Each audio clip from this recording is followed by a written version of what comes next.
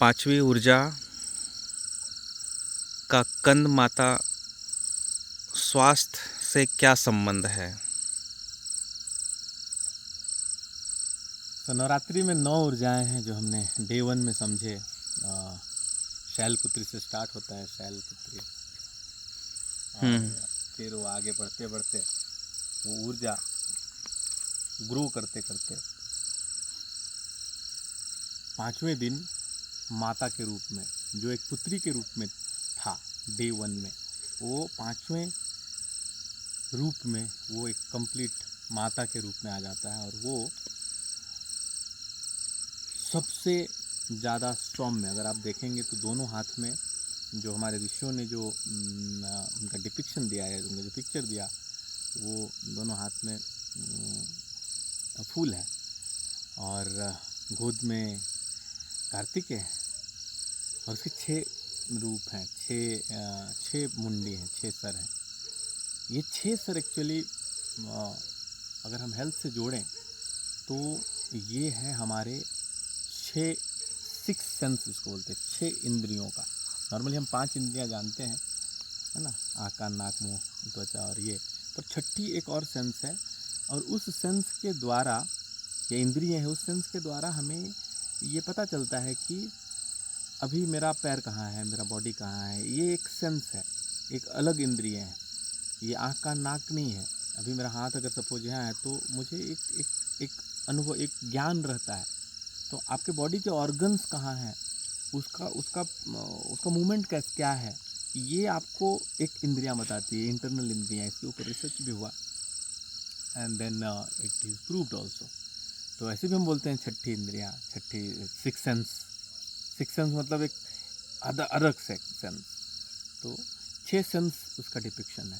तो ये 6 सेंस को अगर हम व्यवस्थित रखें, व्यवस्थित मतलब कैसा, माता के जैसा सौम्य रखें ऊपर से, तब फिर आप अपने शरीर को एकदम निर्मल रख पाएंगे, स्वस्थ रख पाएंगे। पर उसके लिए आपको, आप नीचे देखेंगे उनकी जो वाहन है, अब पूरी की पूरी शेरनी है वो, तो आपको कठोर होना पड़ेगा, कठोरता के साथ अपने सेंस के ऊपर बैठना पड़ेगा। और या तो हम समझिए कि अपने सेंसेस को कठोरता के साथ बिठाना पड़ेगा, तब जा कर के आपका शरीर ज़्यादा सेहतमंद होगा। और आज के दिन अभी जैसे 12 बज रहा है, अब जा कर के चंद्रमा पूरी तरह से लुप्त हुआ और अभी तक हम लोग इस ऊर्जा का पूरा अभ्यास कर रहे थे, अपने शरीर पे ले रहे थे। और यही है नवरात्रि में, रात्रि में अपने जो इंटरनल सूक्ष्म ऊर्जा है उसको डिटॉक्स करने का तरीका। तो एवरी डे जब तक चंद्रमा है तब तक अगर आप उस ऊर्जा को इस आह्वान के साथ, एक व्रत के साथ, एक व्यवस्थित माइंडसेट के साथ, एक तन्मयता के साथ, एक मधुरता के साथ अगर उसको ग्रहण करते हैं, तो आप पाएंगे कि आपकी अंदर की ऊर्जाएं चाहे किसी भी प्रकार की हो, उसमें बहुत स्पष्टता आएगी, क्लियरिटी आएगी, एक बहुत ही सात्विकता आएगी। उसके अंदर से जितने भी प्रकार के जो दोष हैं, गुण हैं, दोष वाले जो पार्ट हैं, या इवन जितनी भी प्रकार की विकृतियां हैं या कुछ चीज़ दबी हुई हैं, वो सारी चीज़ें निकलती चली जाएगी और आप एक अलग ही ऊर्जा का अनुभव करेंगे। और ये कल की ऊर्जा जो है वो कत्यायनी है। तो जो अब 6 सेंसेस हैं, ये पूरी की पूरी इनको अब काटने का काम है। अगर हम बड़े लेवल पे देखें तो ब्रह्मांड, जैसे हम लोगों ने कल समझा था, कुष्मांडा वो गर्भ था, गर्भ से फिर निकल के अब वो स्कंद माता बन गया और कल कात्यायनी होने वाला है।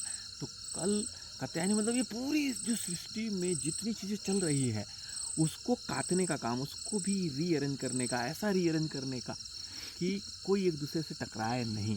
तो कल का ऊर्जा को आप डेफिनेटली अनुभव कीजिए, क्योंकि कल का वो ऊर्जा है जो अभी आपके भी शरीर के अंदर उसी ऊर्जा के कारण ऑर्गन्स एक दूसरे से टकराते नहीं हैं। लंग्स ऊपर नीचे हो रहा है, लीवर बगल में है, आंखें उल्टी पुल्टी हो रही है, बहुत सारी चीज़ें बॉडी में हलचल चालू है, लेकिन एक दूसरे से टक्कर नहीं हो रहा है। जिस दिन टक्कर होगा उस दिन इन्फ्लेमेशन होगी, और इन्फ्लेमेशन होगी तो इन्फेक्शन होगा, इन्फेक्शन होगा तो डिजीज़ होगा, और डिजीज़ होगा तो हॉस्पिटल होगा, और हॉस्पिटल होगा तो मृत्यु होगा।